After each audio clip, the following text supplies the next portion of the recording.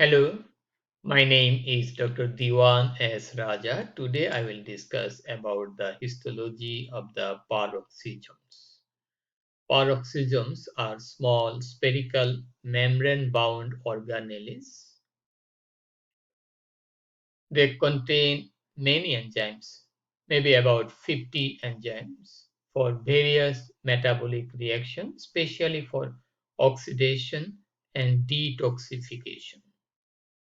The catalysis of peroxisome break down hydrogen peroxide resulting from oxidation and detoxification.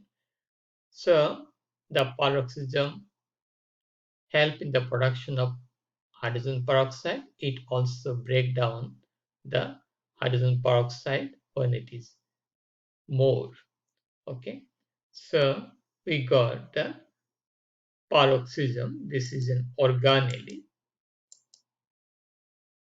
and the enzymes of the peroxisomes use oxygen to remove hydrogen atom from fatty acid.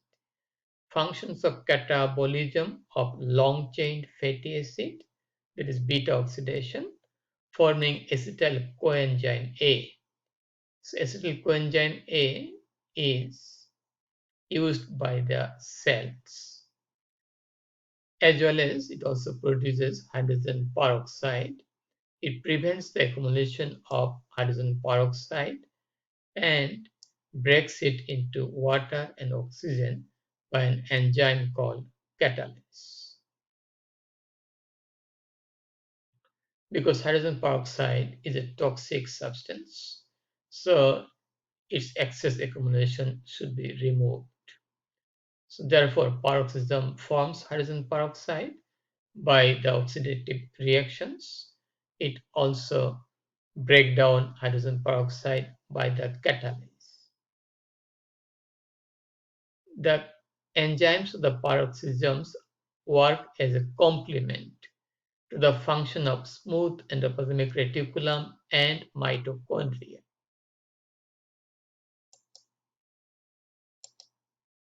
Okay, so how the peroxisome gets its proteins?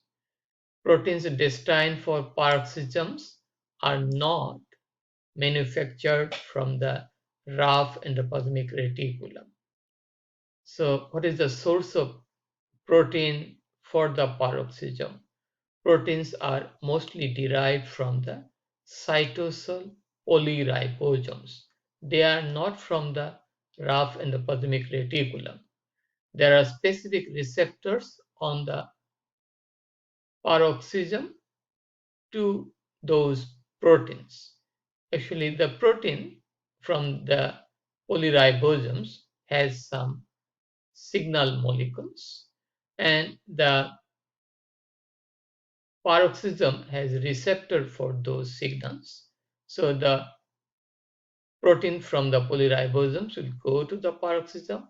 It will be internalized by the peroxisome. That way, that protein is used by the peroxisome. This is not from rough endoplasmic reticulum. So how they multiply? Peroxisome multiply by a different way, like that they may be enlarged, grow by fission, then divide and forms two peroxisome from one, or it may develop by budding of the endoplasmic reticulum. Peroxisome have no genetic material of their own and they don't produce ATP. Peroxisome has no DNA. Peroxisomes are essential to detoxify alcohol and drugs, including the prescription drugs. Okay.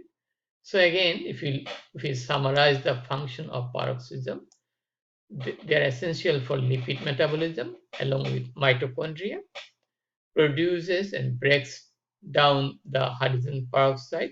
Hydrogen peroxide is essential for the detoxifying functions, antibacterial function. Then if it is accumulated more, it may be toxic to the body, so it should be removed by the catalase. So it do both the function, it forms, it breaks. drug and alcohol metabolism, certain reaction leading to the formation of bile acid and cholesterol. Okay, those reactions also performed by the peroxisome. Here, these are the peroxisomes by special staining, and this is from hepatocyte or liver parenchymal cell. This is the nucleus, and these are the peroxisomes. Okay, so we have some disorders related to the defective peroxisomal proteins. We have around 4 disorders. So these 4 disorders are the neonatal adrenoleukodystrophy. There will be defective integral membrane protein, defective beta oxidation, accumulation of fatty acids, disruption of myelin sheath. Myelin sheath is the covering over the axons, so it will be disrupted in this disease, and there will be certainly neurologic symptoms. And this is more devastating, the Zellweger syndrome, multiple organ defects in the newborn, multiple visceral like liver, kidney, also the muscles. Cerebrohepatorenal syndrome happen. So there will be brain damage, cerebrohepatorenal syndrome, and early death. About neonatal adrenoleukodystrophy, the prognosis is variable. Someone may survive multiple years, someone may die early. Okay. We have other 2 diseases. One is Refsum disease, another is rhizomelic chondroplasia. Okay.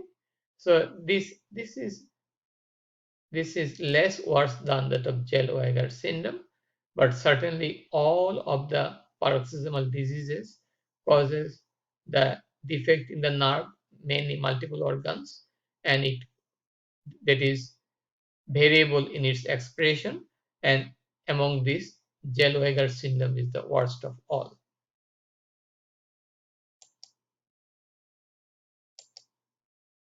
Okay, so what is today's highlight? This is a small spherical organelle, that is the peroxisome, contain oxidative enzymes, and that oxidation causes the formation of hydrogen peroxide. That hydrogen peroxide is essential for detoxification, and also it has antibacterial action.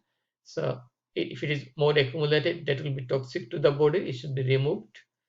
Beta oxidation of fatty acid needs the hydrogen peroxide, and also we have the peroxisomal targeting signals are present. Okay, so these signals are present in the protein formed in the cytosol ribosomes, and we have some receptor in the peroxisome, so that protein will come to the peroxisome to that receptor.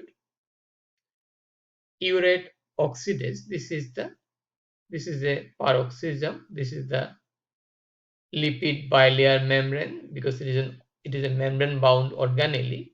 This is the crystalloid core, not always present, especially in human it is absent. Okay, it is the crystalline core, it is associated with urate metabolism, uric acid metabolism. So urate oxidase is present here in human. This is almost always absent. Diseases, we have the adrenoleukodystrophy, we have the Zellweger syndrome, we have the Refsum disease, we have the rhizomelia chondroplasia syndrome.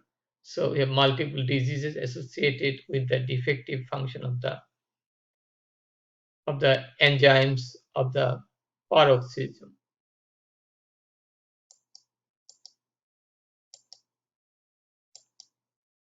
Okay, so these are my references, and that's all about the